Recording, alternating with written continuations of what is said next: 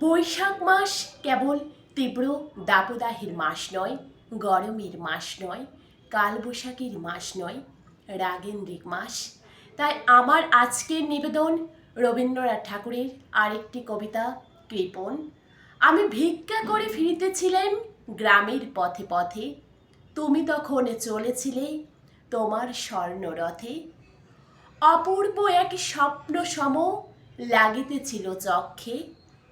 কি বিচিত্র শোভা তোমার, কি বিচিত্র সাজ। আমি মনে ভাবিতেছিলাম এ কোন মহারাজ। আজি শুভক্ষণে রাত পোহালো, ভেবেছিলেম তবে আজ আমারে দাঁড়ে দাঁড়ে ফিরতে নাহি হবে। বাহির হতে নাহি হতে কাহার দেখা পেলেম পথে। চলিতে রথ ধনধান্যে ধরাবে দুই ধারে। মুঠো মুঠো করিয়ে নেব নেব ভারী ভারী। দেখি সহসা রথ থেমে গেল আমার কাছে এসে। আমার মুখপানে চেয়ে নামলে তুমি হেসে। দেখে মুখের প্রসন্নতা ফুরিয়ে গেল সকল ব্যথা।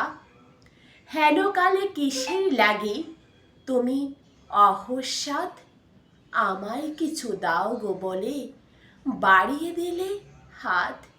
মরি এই কি কথা রাজাধিরাজ, আমায় দাও গো কিছু। শুনে ক্ষণকালের তরে রইল মাথা নিচু। তোমার কি বা অভাব আছে ভিখারি ভিক্ষুকের কাছে। এ কেবল কৌতুকের বশে আমায় প্রবঞ্চনা।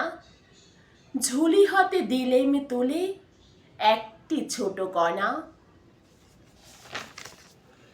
যবে পাত্রখানি ঘরে এনে উজাড় করি, এ কি ভিক্ষা মাঝে একটি ছোট সোনার কণা দেখি। দিলেন যারা ভিখারিরে স্বর্ণ হয়ে এলো ফিরে।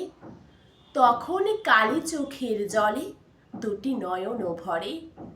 তোমায় কেন দিইনি আমার সকল শূন্য করে। নমস্কার।